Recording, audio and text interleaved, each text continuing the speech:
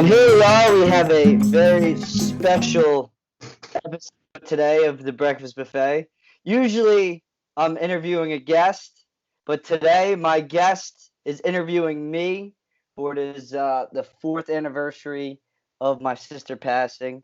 She passed May 24th, 2016, and now it's going to be, when I'm going to be releasing this is May 24th, 2020, Memorial Day weekend in quarantine. Here I got one of my best friends, one of my, good buddies, my roommate, someone that was with me during that time. We have Austin Day. What's up, buddy? How you been? Good, bro. I appreciate getting the call for this. I know, you're stepping up to the plate, So, I thought you'd be a good fit for this, and really appreciate your time and everything. Yeah, man. Appreciate the faith, and hopefully we do it right, Yep, that's all we ask, doing your best, and that's it. And I figured, just have Austin do it all the way in Florida. Yep. So, I'm down south right now. Yeah. Yeah, man. So we've talked about this a little bit too, but I guess the idea for today is just to kind of run the listeners through the story of Ray Jaz, really, because there's some people who might not know all the little things that kind of lead and build the person into who they are. So I think the idea is to kind of paint that picture today. So, right? Who is Ray Jaz, right? Who is this? Who is this guy talking to you, inspiring you, hopefully, through a series of interviews, right? Motivational kid in a cutoff. So here we go. Just a motivational kid in the Jersey Strong cutoff. So take the reins on this, Austin. All right, man. So bringing me all the way back to a young Ray Jaz, let's talk about your situation growing up and what it was like in South Plainfield and the community in South Plainfield. So South Plainfield, New Jersey, for people that don't know, I know a lot of listeners, South Plainfield natives. It is a blue-collar town, and believe it or not, Central Jersey, a lot of Jersey people don't believe there's a Central Jersey, but there is. There's North Jersey, there's South Jersey, and then here we are, Central Jersey, and it's a very blue-collar area in New Jersey, and, the land of make-believe, some people believe, but no, it's 10 minutes from Rutgers University, so, but the town of South Plainfield, it's a community, right? And a lot of people, say Texas, for example, right? They're big into college football and, their high school football team. For South Plainfield, it was wrestling, and it was in our blood and in our DNA, and you're associated with it one way or the other. Either your brother did it, or your uncle or your father. So if you're in South Plainfield, you have a connection to it. And so growing up, you had a crew around you that wrestled with you. What was that like growing up with kids, like in your training rooms or whatnot from a very young age for a long time? Yeah, so what's funny about me getting started in wrestling is I was in kindergarten, and my grandfather, who he was a big pro wrestling fan, man. He was born in Brazil. He was actually a professional soccer player in Brazil for the Rio de Janeiro team, and we would watch wrestling, and South Plainfield being a wrestling town, when I'm that age, my dad knew wrestling and stuff, and he goes, why don't you try wrestling, right? This is the first year I could do it. So me as a little kid, I'm thinking there's going to be rings and, you'd be getting these entrances and stuff. No, I walk in, it's the circle mat and everything, and I go in there. Why isn't anyone hitting each other? What is this double leg? And I remember the first day of practice. I remember my first practice partner. He ended up not sticking with it, but his name was Tucker Merkler. I ended up picking him up, scooping him up, and just slamming him down as hard as I can. And I remember, I think it might have been Mr. Ashnault or Mr. DBAC. He was like, no, that's not how you do it. They showed me the right way and everything. And from there I built up, man. I was a year younger than, all the big names like Anthony Ashnault, Scott Delvecchio. I was a year younger. So my age group growing up, we were kind of like the rebels, man. The class of 2014 of South Plainfield High School, man. It was a motley crew of a group, and yeah. So wrestling, I did it all growing up. I did wrestling. I even played basketball. Um, And then my grandfather had me play soccer, but that didn't last too long. It might have been a game or two before I got kicked out. They said I was too aggressive and that I should have just stick to wrestling. And also baseball. Baseball was kind of like the first sport I kind of fell in love with. And it was perfect. It was like when the seasons got warmer, boom, you go outside and play baseball. So when I was younger, it wasn't wrestling 24/7. I would say it was a lot more baseball than wrestling at that time. I did the travel teams. Shout out Red Raiders. Got a lot of good friends that I played with on that team that I'm still good friends with. Shout out Steve Lufsky and Bobby Vale and all them. They were also wrestlers too, so we had that connection playing baseball. Just wrestlers, just swinging bats around and having a good time in the summer. Yeah, and I think the era that we kind of grew up in, I think we might have been that last wave of kids who didn't really specialize at a really young age with sports. I think you see that a lot now, and whether that's good or bad, everybody has their opinion. But growing up, bouncing between sport to sport, as you started to see, where your bread and butter was, and you started to decide at some point that wrestling was going to be it. What was that? What did that decision look like, and how did you make that? So a little fun fact that I don't think not a lot of people know. After third grade of wrestling, man, I was tired of it. I was sick. I was sick of it. I was pretty good. I was just this energetic kid. Probably had ADD, but never got diagnosed with it. So I just, as you can tell, I was just energetic, and I don't know. It was just I was just maybe burnt out, and it just wasn't what my grade was doing. Because at that young age, our school and grades, they were separated. Different elementary schools, and then you go into like a transitional before middle school. And it wasn't until fifth grade, it was actually Anthony Ashnault that got me back into wrestling. That fifth or sixth grade, and they kind of took me under their wing, and that's when the love of the sport happened. Because my role models growing up, it wasn't like these big time athletes on TV or anything. It was the people in my community, and he took me to. We would go to the high school matches. I'm like, wow, this is awesome. The spotlight's down. You're going out and you're wrestling in front of a crowd, and you're doing it for your town, and that's something that really intrigued me. And I owe a lot of that credit to my middle school coaches, Coach Gonzalez and Coach Ramos. They fired us up. They said, this is going to be you guys. This is going to be you guys in a couple of years. So put yourselves in their shoes. And that's how it started. And I'm competitive by nature. So, when I was a kid, I mean, I wasn't even in college, I wasn't the most technical wrestler. I was just tough. I wasn't. Yeah. Hard-nosed kid. I was very still my point. Yeah, it was hard to score on me, and just the competition nature of me wanting to get better, it just kind of put all the other sports beside what I wanted to do. So that's what happened.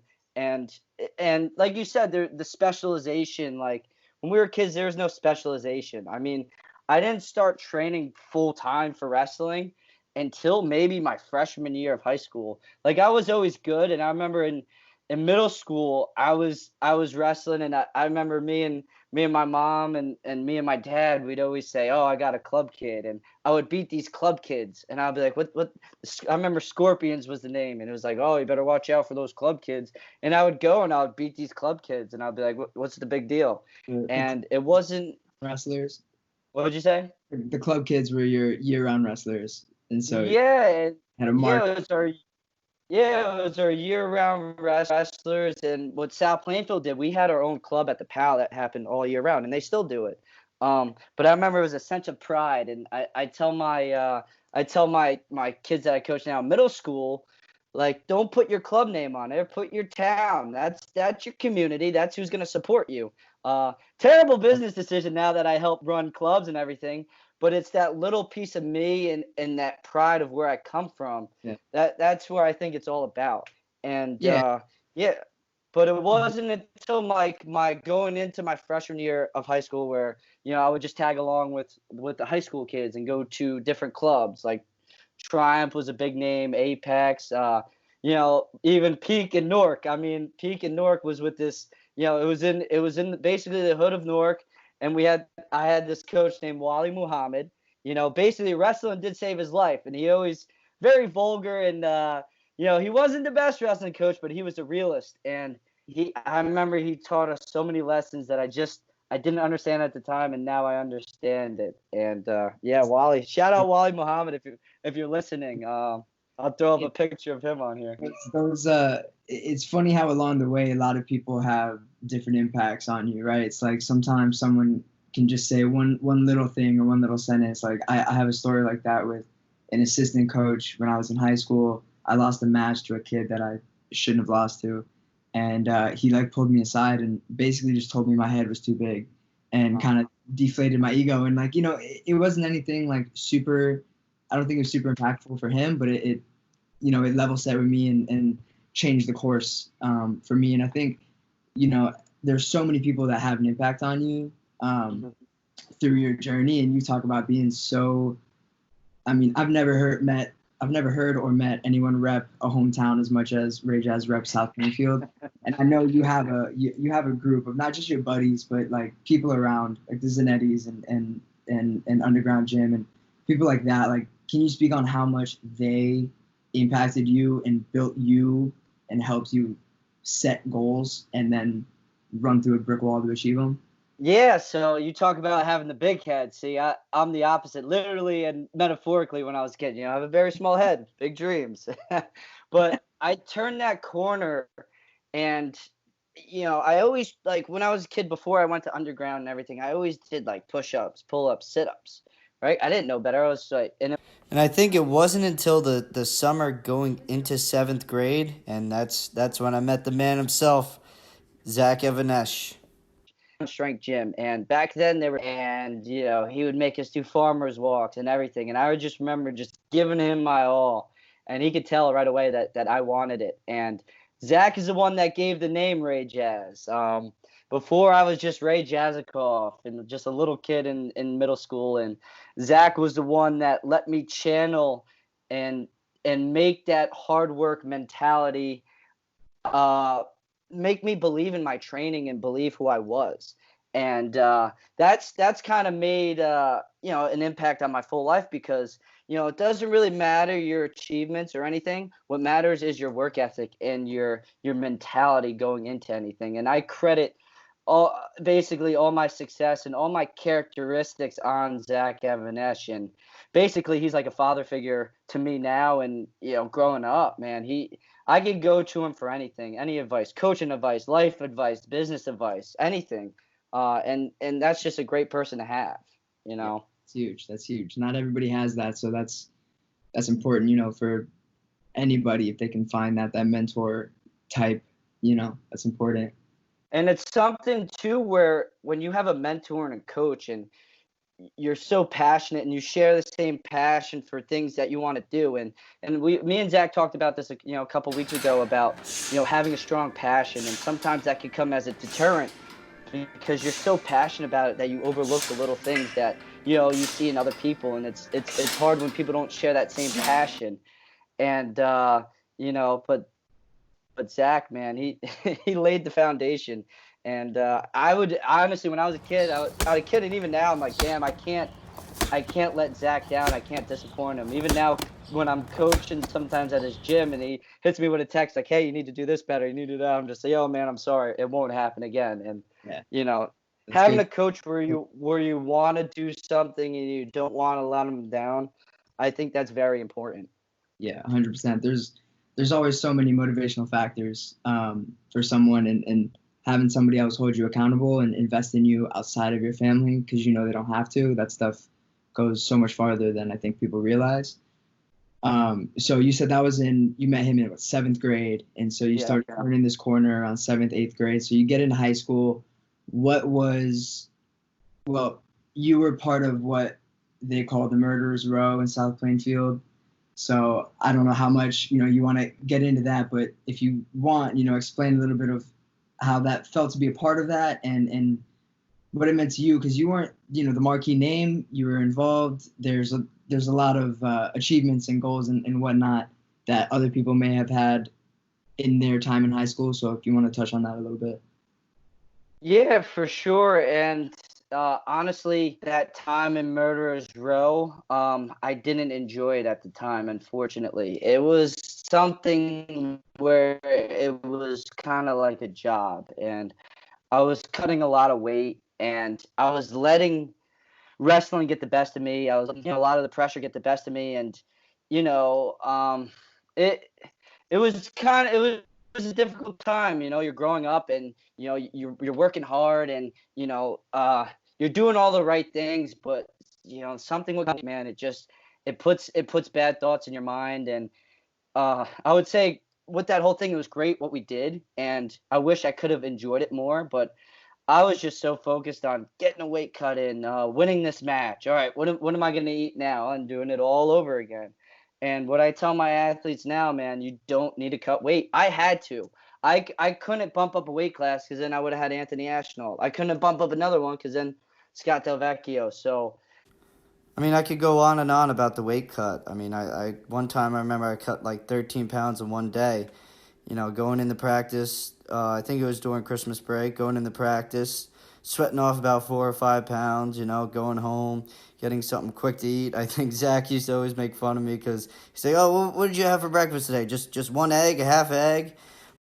And then even cutting weight, my junior year, my grandmother passed away, and she was a big part of going to every matches too. And that was a little bit difficult for me too. And wrestling with that and cutting weight, man, it's a rough go. And just eventually, I would say it was all worth it because it is part of me now, the weight cut. And I try to tell kids, don't cut weight anymore. But then, after practice, I would go to like Apex and, work out with like a sauna suit on, not tell anyone, get in trouble for it, if anyone knew. Eventually hit the sauna, and then I used to train in this hypoxia chamber. So it's kind of like a treadmill that like sucked the air out. So I used to put on something called Abilene, and I remember Abilene was my best friend for cutting weight. Definitely don't recommend it anymore. But yeah, I remember the weight cut, and we did some amazing things. We won some. We would beat like the number 3, number 4 team in the state, and we would just crush them. We would pack the stands up, and we got the name being Murderers Row because we wrestled Bergen Catholic one time, and the first matches we lost, and then when I came up, that whole Murderers Row group, I got bonus points. Everyone else got bonus points, and we ended up beating Bergen Catholic, and that was a sweet moment. And that was kind of early in my career, but like I said, I remember some moments, but I remember I let the weight cut just, really make it very unenjoyable for me. But now I look on, and we did some amazing things, and we all have that bond from those moments.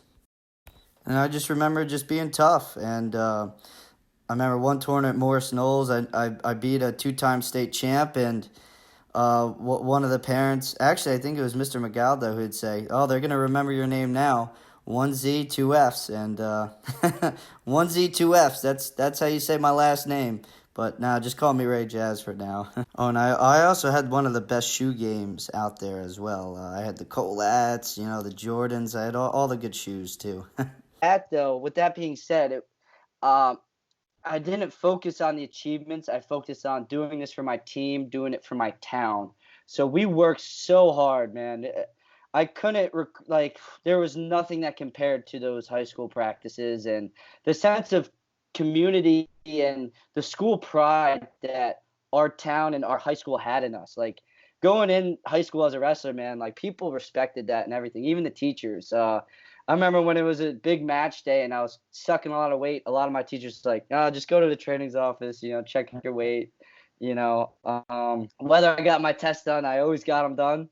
I don't know how, but no, I would leave during lunch to cut weight, and I wasn't getting better at wrestling. I was getting better at cutting weight. Yeah. And I would really see it towards the end of the season. And it wasn't anything that Zach could do because Zach was training me to be the strongest, right? He could train you to be a good wrestler, but he wasn't me. He wasn't making my decisions on the wrestling mat. I still pride myself on being the strongest guy to ever wrestle, but it is all mind and all mindset. And when you step on that mat, it doesn't matter how hard you work. It doesn't matter how much technique you have. Lose and you step on that line. And with all that being said, it's like I wanted to have the success that Ashnault had or DeVecchio had, but by the time that we won the team title and everything, honestly, I was just burnt out, and I always had a tough region. And then for me, it was like, what about next year? How about next year? I'll just go to Zach's next year. And again, sophomore year, cut more weight. Junior year, cut more weight. And it really wasn't until my senior year where I learned how to get better at wrestling. Like, you could have the best room in the world, but when you don't put all the pieces together, that's when you lack, not the confidence, but you lack just putting everything matters. And I was proud that we did big things as a team. We were the number one team in New Jersey, something that I believe no other public school could do. But once they all graduated and it was my turn, my senior year, I felt like that pressure was off. And it wasn't until, the Zannetti stepped into my life at that time, and they're big mindset guys. And it wasn't mindset like in confidence and having confidence for myself, but it was just letting my confidence dictate what I did on the mat, if that makes sense. And as a wrestler, like it's a it's a tough sport, man. There's many layers, and they have it down to a T, man. Gene Zannetti has, he made this program, man, and I was kind of like their guinea pig. I was like their first guy. They lived in Edison, which was a town over, and I remember I would wrestle with Gene and Jeff, and Greg was still a little bit. I think he was a senior at Rutgers that year, so I'd wrestle with him, and it was basically wrestling and putting wrestling mindset with your wrestling. And I wish I had that my whole high school career, but I only had it my senior year, which was perfect timing. I had a pretty good senior year. I wanted to be a state champ, of course. That didn't happen, but it opened the door for me to go to a school like NYU, and I'm so fortunate that I met them at that time, because my college years were so much better and so much more enjoyable. Like the team accolades weren't there, but I already had that feeling. So it was now time to go to NYU and focus on what I needed, and really turn the corner in my wrestling. And with the whole South Plainfield thing, I'm still friends with them to this day. Scott, Anthony, Troy, Hunt, all of them, and we're still boys and everything. And what a lot of people don't realize, high school is only 4 years, and a lot of people have different high school experiences, but we had fun and we worked hard, and when wrestling season was over, we were all boys. And what was fortunate for me, even from the start of my freshman year in high school, my one sister, she was a senior when I was a freshman, so I was a climb real quick. But that being said, making that transition from South Plainfield, New Jersey to the Big Apple, man, the stories from that. I'm sure you have the same way, going from Florida to New York City. 100%. But yeah, I was going to say, sometimes the experiences kind of present themselves in different ways, and it means different things to different people. And so for you, everything that happened in high school and the time that you met the Zannettis and how that changed your mindset and whatnot, like you said, it really opened the door for you to take that next step and take that risk, or if you want to call it that, to go to NYU. And maybe if things had gone differently in high school, you never would have been connected with Haberly, and you never would have gone to NYU. So everything kind of works out in its own way. And everything happens for a reason, right? And I went into college with that chip on my shoulder, and that's how I lived my life, chip on the shoulder. Yep, 100%. And so when you got to NYU, and we've talked about this probably 100 times, where you walk around the city and, you have opportunity and distractions presenting themselves in the same way every day, 100 different times, right? What were things that you kind of leaned on to make sure that you kept your focus and kept your goals in line when you were putzing around New York City? Yeah, so I talk about this a lot, letting the city get the best of you, metaphorically in this case, literally. Um, for me, honestly, I felt that a student standpoint, man, I should never be here. Wrestling opened the doors for me, and I had a lot of people, in high school or just people in my area in New Jersey, like that tried to get an NYU and couldn't do it, and I did solely because I was a wrestler. So I felt like, man, I have something to prove here. I can't let any distractions happen. I want to prove academically I belong here. And, you know, And then by the end of college, I was a four-time academic All-American, as well as, the All-American honors of wrestling, but academic All-American and graduating with a 3.7 at New York University, a place that some people never thought I should have been.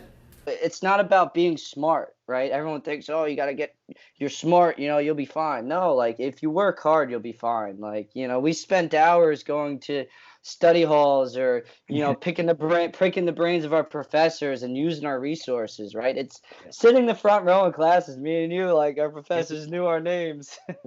In high school, and I don't know about you, but I was probably in as far back as I could be in every class. And in college, you and I were like, all right, we can't fuck up. So we went front row and did what we could. So yeah. I remember my uncle was telling me that right before NYU. He was like, man, a lot of stuff happened between me, your dad, and your other uncle with college. He goes, whatever you do, don't F it up, man. Don't F it up. And I'm like, oh, come on. Yeah, I'll be fine. You might bleep me out. Go bleep me out in the edits with that, but friendly. This is for the kids. This is for the kids, but yeah. But even my that freshman year of college, man, I went in there and the first place I went to was the wrestling room and then the VPC. And I remember when I went to the VPC, this guy, Joe Musher, my boy Joe, he was so excited I was there because he followed Zach and he knew me from Zach's following and he knew I was going to give him the program and all of NYU athletics, my full effort and everything. And, me coming in as a freshman, I think a lot of the seniors and juniors took it kind of the wrong way. Like, who is this freshman coming in? Like, just going and wrestling right away, like preseason. Oh, yeah, there's so much. They ruffled some feathers, I would assume. But it was the passion, man. I wanted to get better. Everyone tells, even kids today, oh, college wrestling is a different animal. College wrestling is a different animal. Well, if it's a different animal, I'm going to start today. I'm in college today. I'm going to start today. And that was a big reason why Brandon Jones took me under his wing that one year. He's like, this is a guy that wants it. This is where, I want to see the future of the program goes. He was a senior. He was graduating. And I didn't care. Like, I wanted to wrestle. I wanted to get better. And, yeah, you could say it's a long season till you're blue in the face. But it's a long season for everyone. But if you're training the right way and you know what you're doing and you're taking care of your body – there should be no problem. And, that's where me and assistant coach Luce disagree on a lot of things. Oh, you can't wrestle every match. Well, what's the point of practicing if you're not going to compete? I think you're going to break the record for most shout outs in this episode. But yeah, I mean, that's the thing, and that is something too, going from in high school, you probably do pretty much everything that your coaches tell you to do. You're at a younger age, you're much more impressionable. So basically what the coach says flies, and it is what it is. College, you're a little bit more developed mentally. You have a little more leeway to push back, and it becomes a little more of a collective kind of approach. And so I know you worked hand in hand with basically all of our coaches to kind of get a system that works for you. Can you talk on how that was? What was that like working with the coaches and getting that set? Yeah, so with wrestling, I heard this quote actually from Fred Rosser. It's a pro wrestling thing he uses, but it's applicable to amateur wrestling too. Wrestling, there's different flavors, right? There's different flavors of ice cream, different flavors of wrestling, and you use your resources with your coaches. They all have different stories. They all had different accolades, right? So we were fortunate enough to have a bunch of coaches, throughout my NYU career. We had Coach Andrew Buttville from Penn State. We had Gene Korbalansky, who, he was one of my right-hand man drilling every day. We had Totola. and finally Soldier in there, who really influenced me a lot and really had me turn that corner that senior year.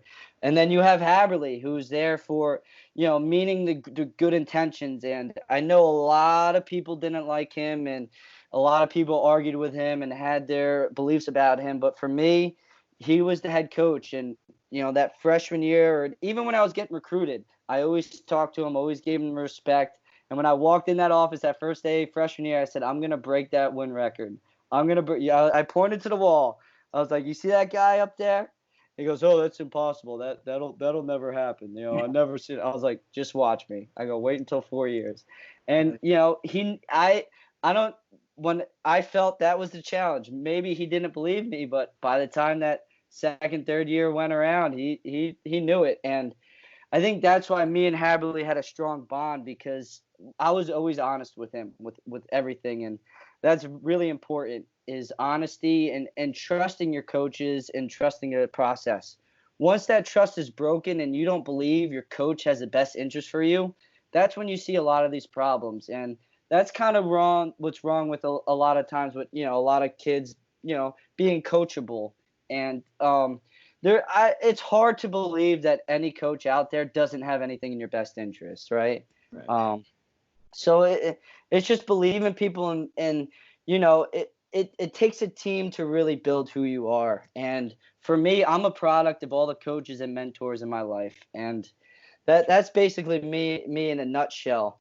But yeah, and then going to school like NYU, putting the pieces together. Going to school like NYU, the athletics part wasn't the hard part. It was, the academics, and like, how can I, I'm this blue collar kid coming. I'm in a completely different element in New York City, and going into that freshman year, sitting in that, I think it was a literature class, and everyone's sitting there, and it was one of those round table deals, and everyone's like, all right, the professor's like, all right, raise your hands if you had a terrible high school experience, like you didn't fit in or anything. Everyone's hands go up, and my hands are just like this, stay down. And then everyone looks at me, and I'm like, oh man. And then everyone goes around and talks about their high school experience, and then me, I start, man, they must have hated me. I was like, I can't complain. I had a really great high school experience. I was like, I'm the man. But no, yeah. I'm in that class alone. I'm probably 14 conversations with that you never would have talked to or had that conversation with prior, or beyond if it wasn't for that class and in that setting. So that's one thing for me that I really liked about NYU, and I think you're probably very similar in that sentiment. Yeah.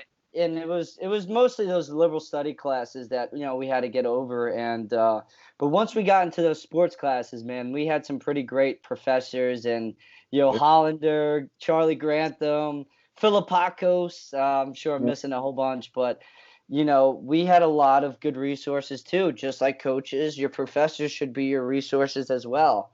I was telling this story the other day. This is a little bit off topic, but for me, my first 3 internships and first couple jobs all started from Hollander. Like it was, he got me first internship, which got me the next one, got me 2 jobs. So it all snowballs as long as you're engaged and working hard and just trying to put your best foot forward every day. Yeah, and even with your professors, if you're showing them you're working hard and you're going to class, every day. I don't think I missed a class ever in college. Maybe once if we had to travel, but I made it a point, go to every class, and your professors see that, man. How hard is it not to make class when you can? It's not that hard. And talking about the internships and everything our professors gave us, honestly, I went another route. Gene Corvalanci, Coach Gene, gave me my first internship that basically changed my life and allows me to be where I am now. He got me. And that's when I met the man himself, Mario Mercado, and I wouldn't be where I am today without him. Big influence, and gave me, a couple of my first opportunities. Yeah, the concussion headgears, and that's why wrestling is important, because you meet people like you, wrestlers, and I think we have being in wrestling is probably the biggest network you could have, because immediately you relate, especially when we went to Germany. They didn't even know how to speak English, and we related because we wrestled, right? Yeah, that's like there's this unspoken thing. It's almost like I can trust you. You know, it's like I know you know how to work. Like I know you hold yourself accountable for things. I don't know. There's like unwritten rules to it where you're just like, get this guy. You know, it's funny. Yeah, But yes.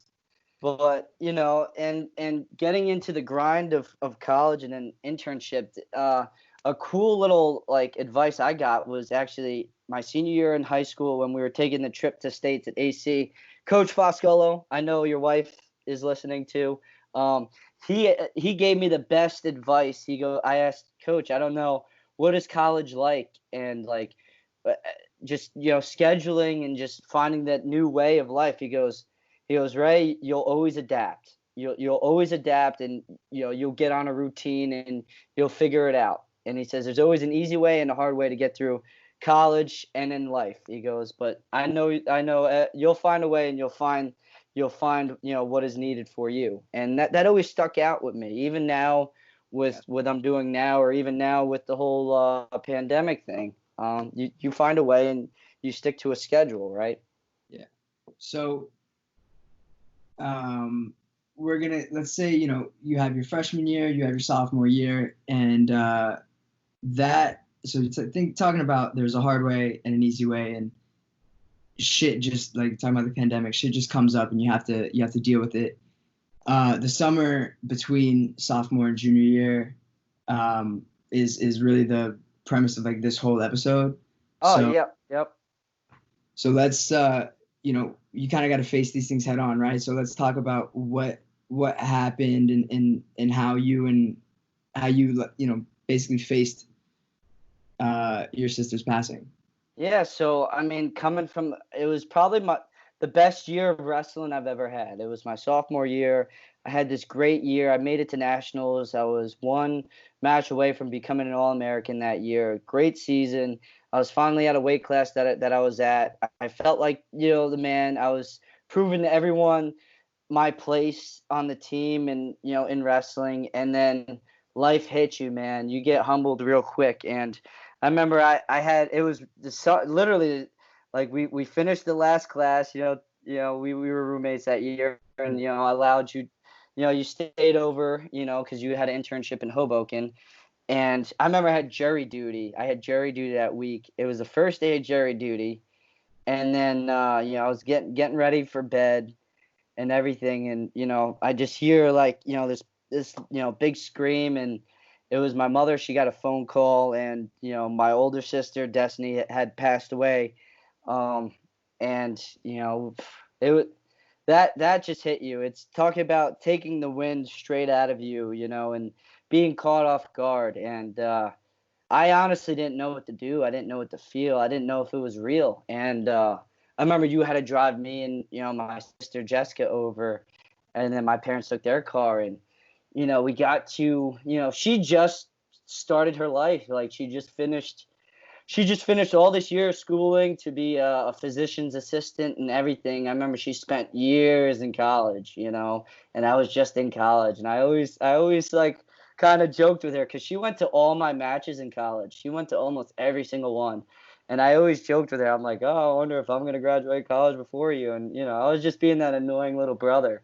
But she was just starting her life, and just to see how it ended like that. And there's still many questions that haven't been answered. But I remember you driving us there, and, we were asking the officer there, what happened, and they couldn't give us answers. And I remember just asking, like, is she gone? Is she gone? And they said, yeah. And, the body wasn't even there. They said she died earlier. I'm like, why didn't anyone call us earlier? They're like, the spouse didn't want to tell you until now. And that's a whole issue in and of itself. It was eventually ruled accidental, but I haven't seen, heard, or whatever from that guy since the funeral. So who knows what really happened? I wish there was more of a fight for what really happened, and that's something that is very unsettling with me to this day. And I don't really talk about it too much, but I let the story show, and my character build from it, because everyone has adversity in their life. And I remember that funeral was hard, because her ex-husband just wasn't cooperating, right? And I couldn't imagine more so my mother than anyone else, right? Because my mother, my mother is one of my biggest inspirations and role models. She had my sister when she was 17 years old. She was a teen mom. And, the way my mom could write a book, man, it'll be good. But no, yeah, Mama Jazz has many layers. She was a police officer for Middlesex County Sheriff's Department, has this crazy story. Maybe I'll get her on one day. But I couldn't imagine what my mother was going through and still goes through today. And, when that all happened, that funeral, man, it changed my life completely. And I remember, I call it the year of my transition. So I remember that whole year I was just a different person, right? I just, you could go way or you could go the bad way, right? You could get, down the deep end and do all this crazy stuff. I didn't. I had a goal that still needed to be done. I wanted to be a national champ. I had wrestling in my life. And the one thing that I did do was just kind of isolate myself and try to work harder. Well, what happens when you work harder when you already work hard? Well, this whole thing of overtraining. Maybe I was overtraining. Maybe I was in my mind, but I took too much pressure from myself, and there was nothing no one could tell me differently, right? Because I that's when I lost. Remember, before I was talking about trusting your coaches, trusting the process. Well, I lost that trust with people. I mean, at the funeral, and I never really told anyone this besides now. I lost trust in the people. But I remember losing a lot of trust in people, especially my South Plainfield coaches. I don't know if any of them showed up to my sister's wake or funeral. Maybe one or two, but not like the head coach or the assistant coaches. None of them showed up. And, for me, thinking about it now, that's a bad way to keep tally on stuff like that. But for a program that I gave so much to, and I believe I literally gave my blood, sweat, and tears for not even have the head coach or assistant coach show up, it hurt. It hurt a lot. And, especially for all the things that happened. And some of those coaches went to school with her. So it blew my mind. But it wasn't until... There are reasons and ways with that. I mean, it's hard to think about, why they did this or why they did that. And like you said, good to kind of keep tabs on that or stash that in the back of your mind. You got to, leave that over there. That is what it is, and do what you can and move forward.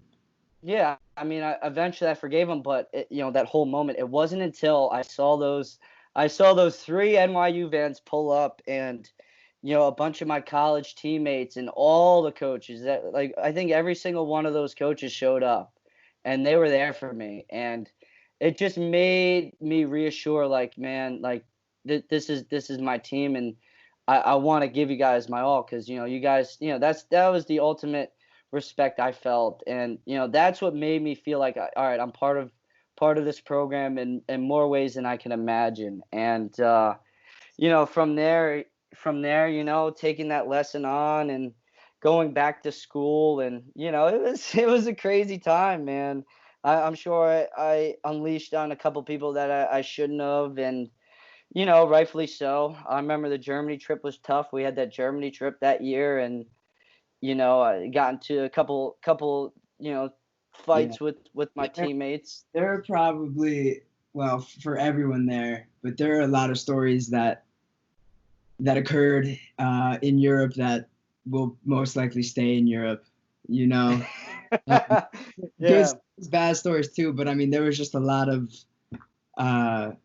there was a lot that happened over in that time, where the team kind of had to figure out. There was a lot of, I guess, ego testing and whatnot too that the team had to figure out, and there was reshuffling of the ranks and whatnot. It was an interesting time. Yeah. Everybody. Go ahead. Yeah, looking back on it now, a lot of the shifts and everything, it's funny how it turned out. But that was even a valuable lesson because, someone said a couple of things that, really stuck out to me, like, oh, I know what happened, but it's... And someone actually said during the trip, it's not a pity party. It's not a pity party. And, I never forgot that. And that's how I kind of came up with, forgive but never forget. Yeah. And, and that's and a lot of things, a lot of, I know words were taken back and stuff, but, it was, I developed this mindset of forgive, but never forget. And, I kind of live like that.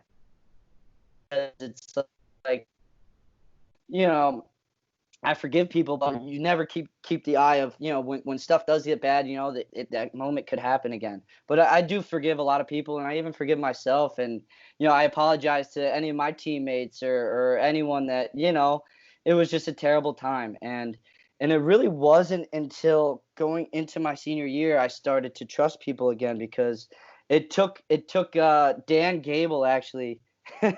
We did this thing with Mario, and I was with Dan Gable, and I spent like a week with Dan Gable, and he gave me, because his sister passed away too. His sister was murdered when he was about my age, maybe younger. He says, I know you have the drive. Mario told me about you and everything. He said, but don't let your sister motivate your actions or your goals. He goes, use it as a catalyst. Use it as she's part of you now. So every decision you make, every goal you set, it's a part of you. It's a part of your journey. And that's when I decided to come up with the Journey Through Destiny. And my senior year, I was just more enjoyable. I was enjoying the moment. Zannetti, I was, trusting. Well, I always trusted the Zannettis and Zach, but now everything that they were saying was clear to me. And everything started to make sense again. And I loved wrestling, and training for me was training smarter and always hard, but training smarter, really focused on my body, recovering, being a good teammate. I was a senior there, so I was the captain for 2 years, but that year leadership was, all right, how do I want to be remembered, and how do I want this future of the program to be? And from there on, even now with my life, I want to help people, and I want to make sure people don't make the same mistakes I made. And I think that's extremely important. Definitely. You always got to give back to the younger generations. That's one of the best things about wrestling, I think, is everybody takes it upon themselves, or a lot of people take it upon themselves to give back to the younger kids. But I feel like for you, the way you've explained it, you said, your junior year, you sort of self-isolated. You put this whole burden on yourself, and there were people around who were willing to help, but you weren't, the hand was extended, but you weren't taking any help. And not that it crushed you, but you didn't get necessarily to where you wanted to go. And then your senior year, you kind of opened up a little bit, and there was a lot more fun that was had because you were able to kind of shift this weight off your back. And there were a lot of milestones that you hit your senior year. And so take us through kind of a couple highlights of your senior year and what that meant to you. Yeah, so my junior year, I didn't get my goal, and that added that with the passing of my sister, it crushed, man. It crushed me. And that was like, it was bad. It wasn't a good time. And it was the Zannettis and Zach, just mentoring me and telling me, enjoy this moment, enjoy your last year. You worked so hard all these years. This is the time to let it show. Have fun with it. Everything in life is so much more enjoyable when you're having fun. And they were big in present moment. Be present every single day. You can't win this national title today, right? The tournament's not until March. What could Ray Jaz do today better for that goal? Does that mean day off and get recovery in, go in the ice bath, did that mean, go to yoga? I eventually went to yoga. The Zannettis don't agree with yoga, but a lot of people, others do, and it helped me out. Shout out Hot Yoga Revolution, still keeping me on point. But taking care of your body and adapting and evolving, right? You need to evolve as a person and as an athlete to keep on getting better. So, in that senior year, it was there. The goal of, breaking the win record was there. And, I think I broke it pretty early at where was that? It was at UAAs. And my senior year, I wrestled every single tournament, every single match.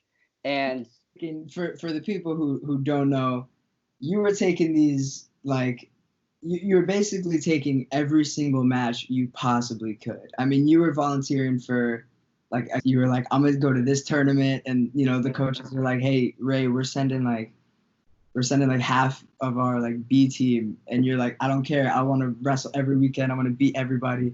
And they were like, hey, like, this kid's going to get it done. He's going to get it done. So it was it was crazy to watch that just holding the blinders on. You were just going after it, and it was crazy. It was the present moment, and I didn't want to give the rest of my team an excuse not to compete. Especially in college, you can make 1,000 excuses. I got a test. I got this. I got that. I was always big on getting my work done before. I always brought my work on the bus, so the smarter kids could do it. But I never wanted there to be an excuse for anything. You have the bus ride. You're traveling on the road for 3-4 hours. Get something done. You're not driving. There's a bus driver.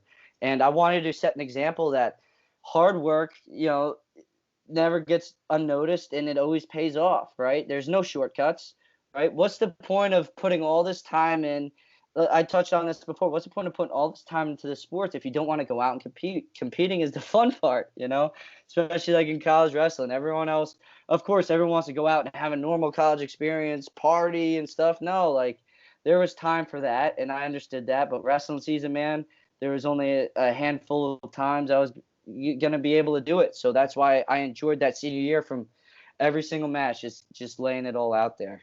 Kobe says it best. He said the reward is in the journey, or the journey is the reward. And so it's, it's from A to B and all the way down to Z. Everything matters. All the hard work matters, from every single little thing to then cashing in your chips when you get to compete, when you get to go to nationals, and when you have the opportunity to wrestle in the big matches, So you got there your senior year, and you had nationals, and talk to us about like that All-American rounds and what was going on in your head when you were on the cusp of getting to where you wanted to go and managing those emotions.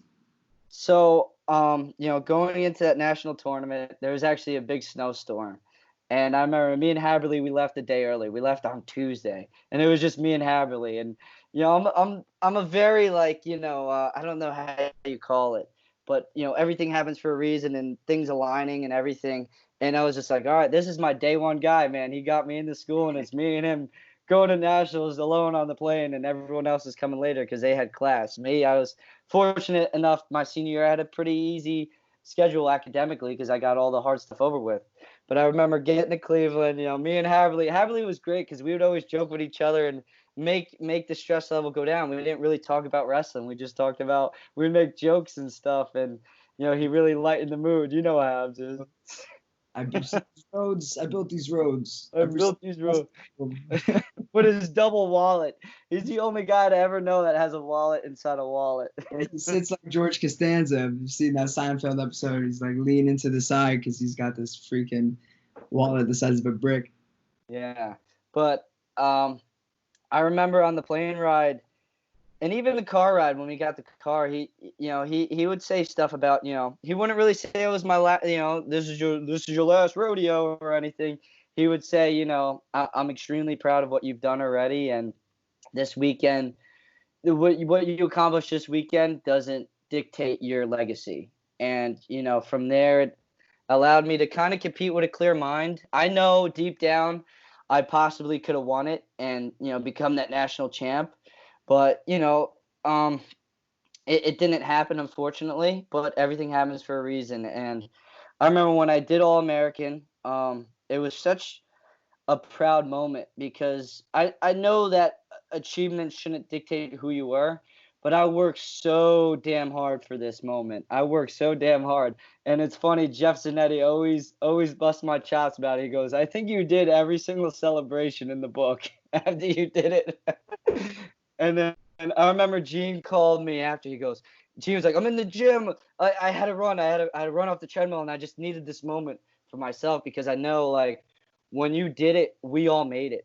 And Jeff, Gene, and Greg, they worked pretty hard. They were top collegiate athletes, and they never got that stigma of being an All-American. They never became an All-American.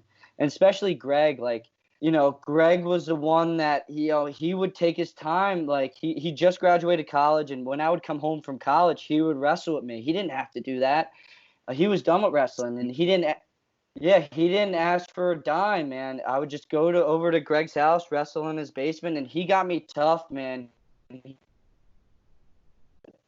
one of the best college wrestlers ever. Even now, he's not competing, man. He doesn't get tired. He's a Terminator. He lives the life. He's studying to become a priest now, but back then he just got a job and he wasn't happy, and eventually he found what he wanted to do. But he lived that clean life, and that was the best thing for me to do, was to wrestle with him. But when I finally All-Americaned and everything, it was for them. It was for Zach, because Zach was a big part of it and building up who I am. Really,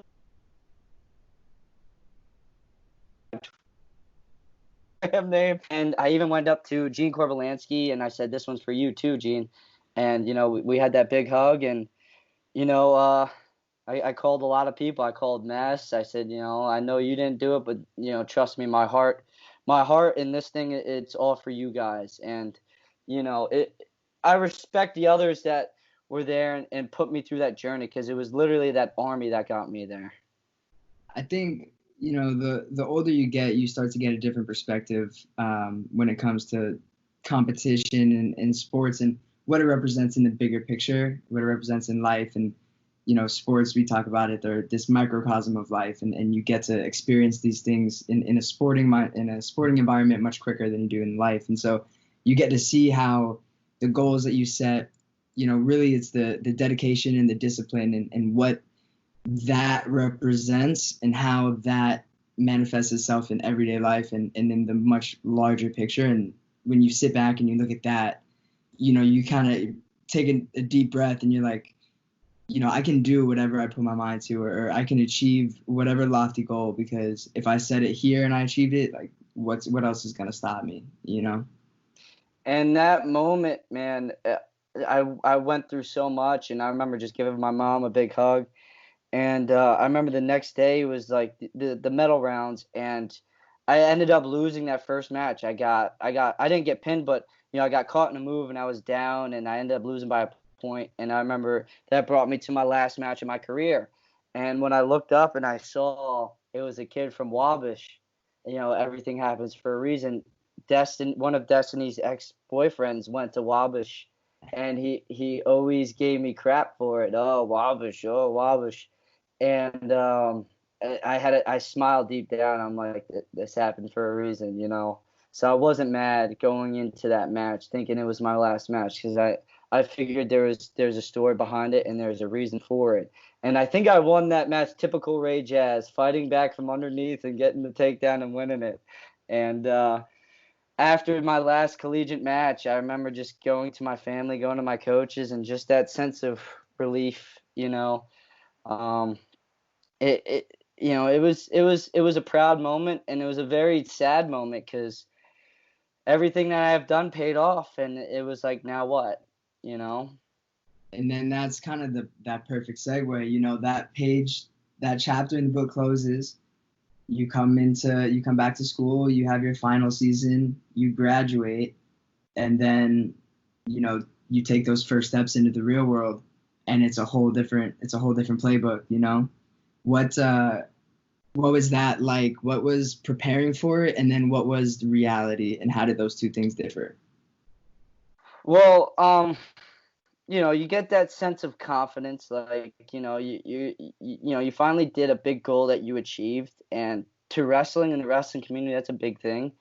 Ultimately, like I always say, your achievements don't matter. It's all about who you are as a person, what you built up and everything. You could use your network, but, I wasn't taking that All-American achievement job interviews. They only really, I used to joke, I joke with a lot of college wrestlers now. I'm like, dude, when they see wrestling on the job application, they don't care if you were on the team for a year, if you were a national champ. Some jobs don't care unless they wrestled and they understand.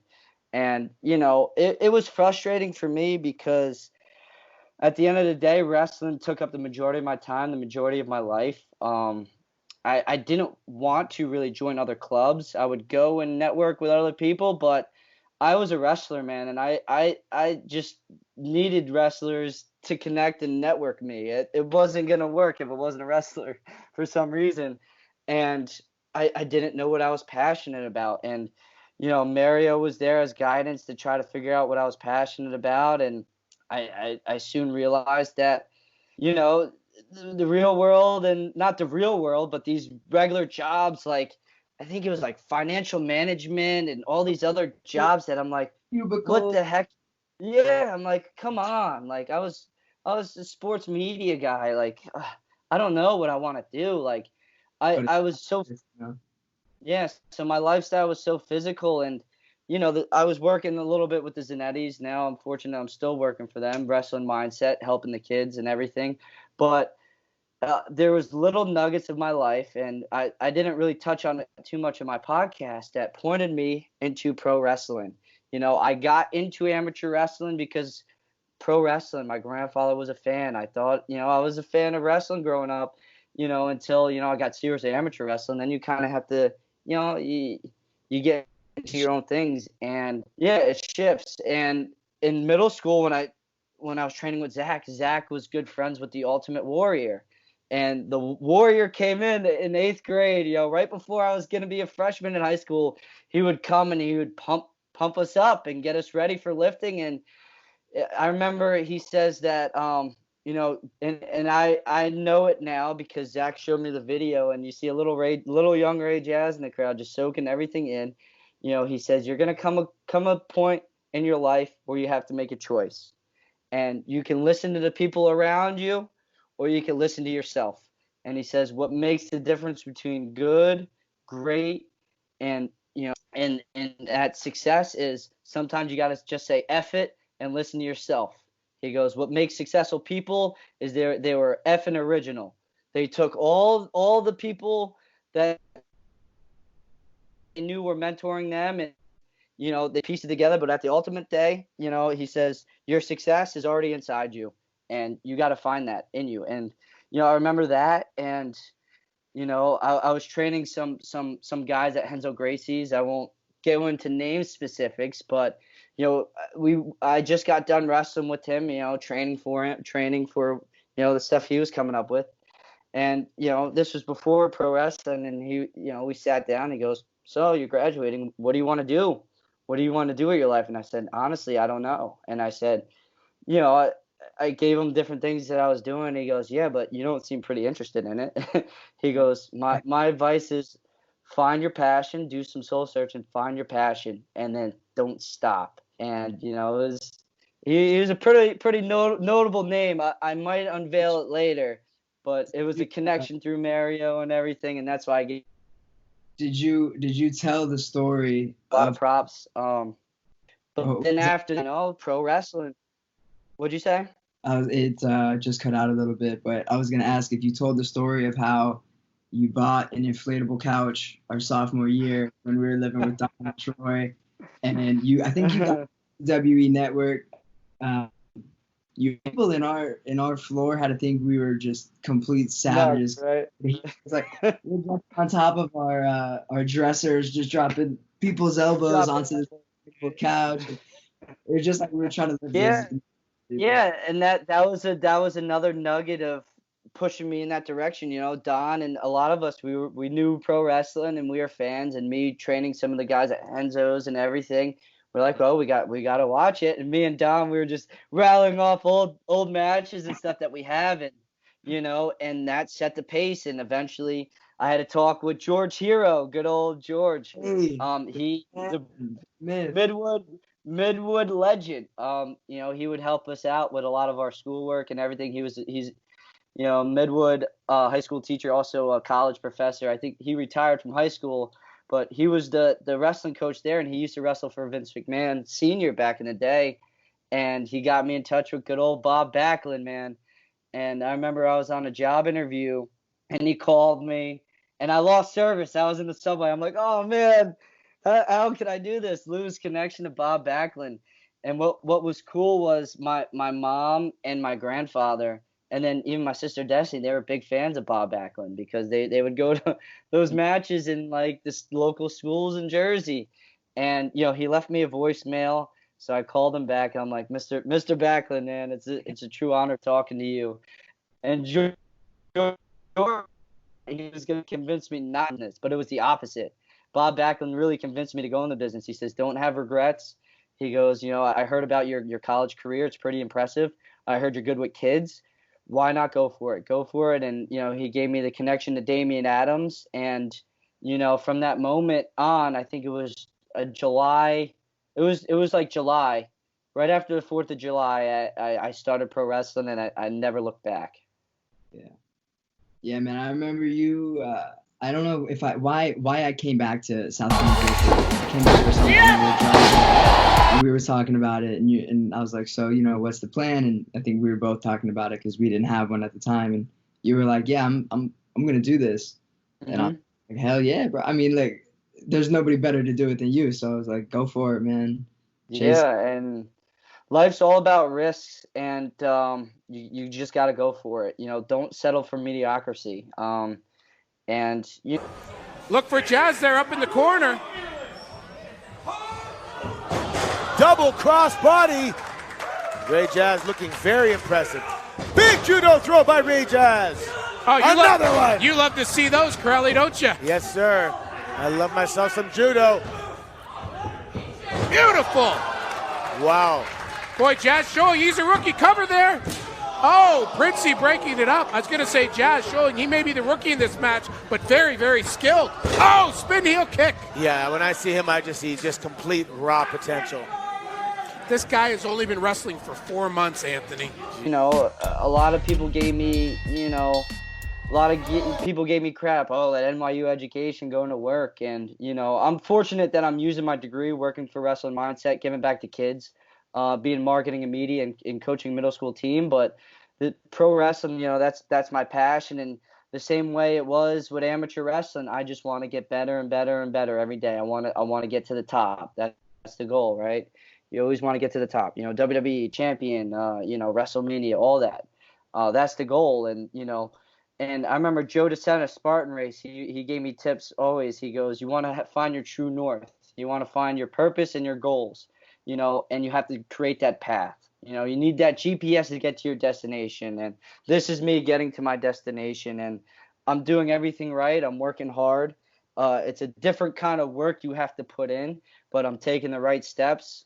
I'm fortunate enough to have a great coach like Damian Adams to put me in the right, place and humble me and really show me the business in and out. And really show me there's no shortcuts in this business and there's no shortcuts in life. You got to put your nose in the grind. You got to learn the business. You got to respect the people that were here, the veterans of the business. And what better person than me to do all that, You got your hands in a lot of different things. I mean, you're, like you mentioned, you're coaching this middle school. You're working with the Zannettis.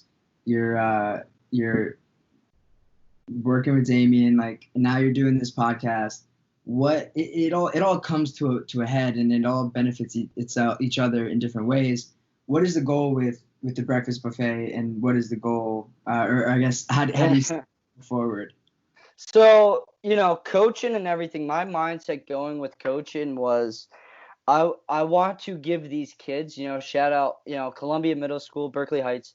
I want to give all these kids, and not even just them, but, the kids at Joker Wrestling Club, even at Zach's at Underground Strength Gym. I want to give all these guys the knowledge that I had fresh out of college and training and everything. I want to give them the knowledge now, because I know in a couple of years when I'm hopefully wrestling full-time, pro wrestling full-time, I'm not going to have the same opportunities that I had to coach them. So my idea is I'm going to give these kids all before I can't. So I literally give them every single piece of knowledge, every single thing that I give them. And they know that. I'm honest with these kids, especially middle school kids. They feed off of that energy. They feed off that honesty. They could tell that BS from a mile away.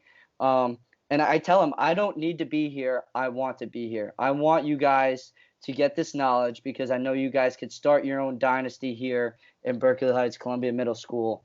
And it was one of the main reasons why I took that job, and to coach a town that wasn't South Plainfield, and that goes with the forgive, but, don't forget kind of thing. But I really had a chance to do something special there. They just got their middle school program back, and hopefully I'm impacting these kids' lives pretty well.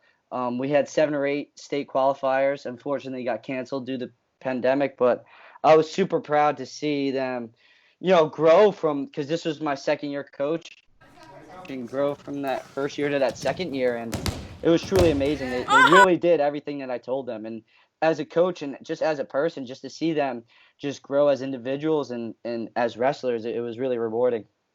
Yeah, man, that's great. My actually the jazz tip of the day that we did earlier, my high school coach's words. He always said, you had a choice. You could be a butter knife or a samurai sword, and I'm pretty certain you're training up a bunch of samurai swords over there. Choosing the sword. Zach says choosing the sword all the time. That and the best quote I live by is, anything in life worth doing is worth overdoing. And that's how I live my life. And I wear all these hats, right? Coaching, pro wrestling, the podcast, even just giving people regular advice when they call me. I put that hat on and I give you my full effort no matter what. At the end of the day, when it's all me, I'm exhausted and I pass out like a baby in my bed. But when I'm passed out sleeping, I'm studying film. I'm studying wrestling. So I'm always not wasting time. But fortunately, I'm still working for Wrestling Mindset, now Winning Mindset. And it's great to be working for a company, especially the Zannettis, who gave me so much. And now to be able to work for, their program that helped me out is truly rewarding in and of itself, because this program is helping thousands of athletes across the country dealing with stuff that I dealt with, wrestling and now other sports. So that's rewarding too. And and this whole pandemic allowed me to start something, the podcast that, we always talked about in college, All the time. And who came up with the breakfast buffet, the Don, or we all were like sitting around, this ain't no breakfast buffet. And we're like, why not make it the breakfast buffet? And, even like what you said, everything that I'm doing connects, even the people in my life connect. Like Don, he designed my logo. I wear his logo every time I go out on wrestling in the ring. And he, even on the WWE network, when I had that match for WWE, Don's logo was on there. So it was so crazy just to have everything all connect like that. And that's the main purpose of this podcast, right? My journey through destiny is helping people listening and viewing this podcast finding their own journey, right? Finding other people that have similar stories to them, because there's so many people in the world, and many people think they're alone and dealing with their own stuff. And this podcast could help. And, for me, out of college, I didn't know what I wanted to do. I didn't know different careers and stuff. And I'm sure it's the same with people in high school and college. I want to interview as many different people on this podcast as I can. I had a nurse. I had, someone that worked on a presidential campaign. I worked with a speechwriter on here. Who else? A police officer. Coaches, Olympic, hopefully someone Olympic team, I want to give people a simple outlet, like a place to go where they could just get simple information about a career that they can be interested in, and just an outlet that, hey, this man, this guy, or this female, was in a similar shoes to me. I could see them as a role model. And like I touched before, my role models were the kids in my town. It wasn't like it was someone on TV.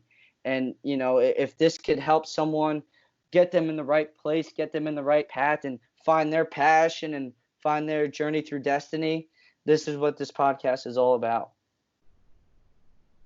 A legend in the making, my man. It's the hardest step is always the first step, and you're many beyond that. So, dude, you're going down what I would say is a good road, and I'm proud of you, and you're doing a bunch of awesome things. So it's fun to see you just keeping after it. Nothing slows you down. So it's good, man. It's good. Don't stop. Yeah, I appreciate it, my man. And I know there's a lot of influences on me, a lot of mentors, coaches. If I didn't shout you out, I'm sorry. It was just the way the conversation took me. So I'm just gonna read off a list of names right now. But no, because really, everyone supporting me, all my friends, all my coaches, all my mentors, just like when I All-Americaned my journey, you guys are with me, right? I believe you guys are with me. You guys are a part of this more than you guys realize. I always wonder what my friends are doing, what my coaches are up to, and so if I don't shout you out, just know everyone's in my heart that's been a part of my life. So I really appreciate everyone. I really appreciate everyone's support. There we are. There's Ray Jaz in a little bit of a nutshell, huh? And that, ladies and gentlemen, is the story of Ray Jaz. Awesome, guys. And Austin, where can people find Austin Day? They don't. If they have my number, they can call me. They don't have my number. I deleted all my social. I'm still on Snapchat, but yeah, you don't want to find me there. So if you got to call me, say what's up. I'm always down to chat. Hit me up on Zoom or whatever apps the kids are using these days. But other than that, so everyone, I hope this was very informative to everyone, and continue your journey through Destiny. And this whole episode was to honor my sister Destiny Jazikoff, and me and our family miss her dearly, and I hope I'm making you proud, and I hope you're looking down on me on my journey through Destiny. So take care, everyone. I appreciate all your support. bro. Love you, man. Take it easy. Ray Jazikoff.